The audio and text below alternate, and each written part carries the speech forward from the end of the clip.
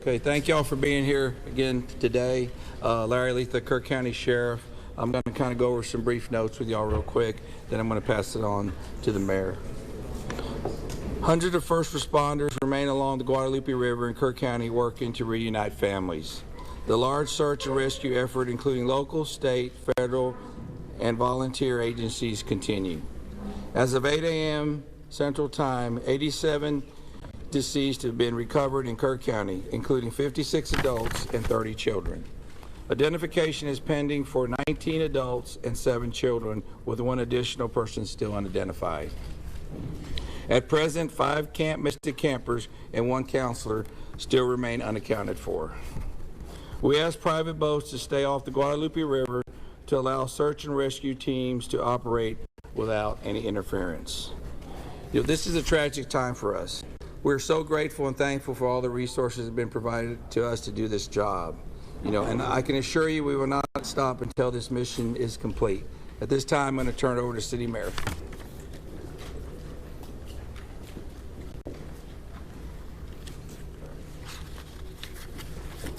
Thank you for being here. I'm Joe Herring Jr. I'm Mayor of the City of Kerrville. I want to reassure our community and those families that the city, the county, the state, and the federal experts are working together, not separately, but as one team. If you go inside the Emergency Operations Center, you don't see silos. You see one team. I want to talk briefly about in-kind donations. The outpouring of All right, as you see there, listening into this press conference that's currently underway there in Kerrville, Texas, we do have yet another shot. I want to bring that one to you here on Live Now. On the city's Facebook page, we are grateful. We need a new system to handle the generosity of the world. Financial donations can still go to communityfoundation.net. That's the community foundation of the Texas Hill Country. Again, we are grateful for the generosity of the world. Over and over, I've asked you to pray. It occurred to me that I haven't asked you for what to pray specifically. Please pray for those who mourn, for those who wait, and for those who help. Now I'd like to call on Lieutenant Colonel Ben Baker.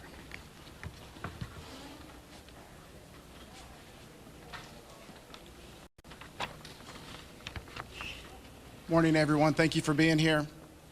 My name is Ben Baker, Lieutenant Colonel for Texas Game Wardens. I'd like to start out by thanking the Mayor, Sheriff, Chief, our local state partners, Texas Department of Public Safety, and the many others that have responded to this tragic event. We as Texas are strong, and together we face adversity. Your Texas Game Wardens responded in the early mornings of Friday to this tragic event, along with many other local and state partners. Since the early mornings of Friday, your Texas Gamers have had over 300 game wardens in the area, serving the people of the state of Texas and the citizens of Kirk County. Among that, we've searched 26 river miles since the tragic event has started. We've had approximately 444 rescues, 30 recoveries. Some of our resources and assets we have dedicated to this tragic event include 2 helicopters with hoist teams, 12 drone teams, 10 K-9 units, 9 swiftwater boat crews, 15 airboats, 16 UTVs, and 169 four-wheel drive vehicles. Your Texas Game Wardens will remain here and serving the community. We just ask you to continue to pray for the victims, for the families, for your first responders, for everyone involved. We'll open it up now to questions. If anybody has any. Can you talk about how challenging it is for you guys in the mud, the big trees? What's been like the different terrain? No, thank you for that question. Extremely challenging. You know, we've got, of course, your Texas game wardens out there, your local, your state partners, Texas Task Force 1. We've got the National Forest Service out there. We've got A&M Forest Service. We've got numerous responders with specialized capabilities where we've got these large pile of debris. And with our canines and you know, when we're trying to make these recoveries, these large piles can be very obstructive. And to get deep into these piles is very hazardous. And those specialized teams have to go in there layer by layer because our first responders, also the safety of them is concerned. So it's extremely treacherous, time consuming, it's dirty work, the water's still there. So we're having to go layer by layer, peeling these off to make those recoveries. What about mentally? Like, when you guys stumble across someone who may be deceased, how do you process that? Absolutely. We process it the best we can. We have professionals in place, our crisis intervention team. All the agencies have some members representing there, and officer wellness is a first responder wellness is a key component to these operations. So we're maintaining and monitoring our officer wellness, our first responder wellness. We're making sure they have the support. It's very tragic whenever you see human life, but to see a child and that loss of life is extremely tragic. More rain I have is a expected question. to come down west of us, and eventually it's going to get down to Guadalupe River. Is that going to put a halt to the searches? And if not, how are you going to change the trajectory of the search and rescue operations? So with the water coming down, that's always a concern, and I'm sure you've been monitoring the last couple of days where we've had some reports of maybe some additional water coming in. Obviously, that's going to impact the search and recovery efforts. You know, us with numerous other agencies do have air capabilities, drone capabilities. We've got numerous fixed wing, rotary helicopters here.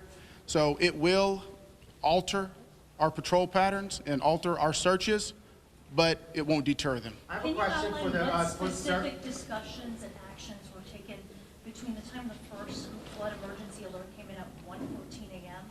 and then when the river first started flooding hours later? What were the specific actions and discussions that happened in those hours?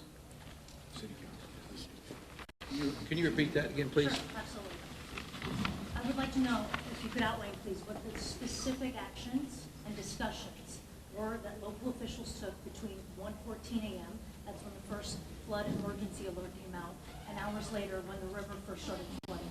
What happened in those hours? What I can tell you, when I was first notified, it was around the 4 to 5 area. One of my sergeants was in dispatch when the first calls started coming in, the actual 911 calls come in. like at 4 in the morning. It was between 4 and 5 when I got notified. Okay, but prior to that, in that 3 to 4 area, my understanding is, and we're in the process of trying to put a timeline. You know, that's going to take a little bit of time. As I've told you several times, that is not my priority this time. There's 3 priorities. That's locating the people out there, identifying and notifying the next of kin. That is what I'm taking as my job as sheriff here to do. Okay. With all due respect, sir, I think that the community here is asking these questions. What happened? When did it happen? Was the emergency manager awake at the time? Did they push the button to issue an emergency alert? Sir, it's not that easy when you just push a button, okay? There's a lot more to that. And we've told you several times. So did it happen, sir? I can't tell you at this time. Okay. You can't tell me if the emergency manager of the county actually issued an emergency alert. Okay, Sheriff, who Shimon, is just give me a second. the Emergency Answer the question. Operations Center? Who Let runs him answer the question. the Emergency Operations I'll come back to you. Center? I'm going nowhere. Appreciate it. Who runs the Emergency Operations Center? We have a communication center, a dispatch, okay? We have a communication center. That's where the calls actually go to the police department, then they're forwarded to Right, us. but leading up to this, in monitoring the weather, there is, in any large city, in any state, there's an Office of Emergency Management that is monitoring the weather, that is watching and listening and getting briefings. Who was getting those briefings in this city, in this county? Who was receiving that information? And who would have ultimately made the decision to evacuate, hearing what was coming in from the Weather Service and other Okay, what we would have done when we get notified, okay, I'm gonna tell you that. You're not emergency management though, right? The sheriff's not EOC. No, there is no, I meant as the city. Yeah, help me with that.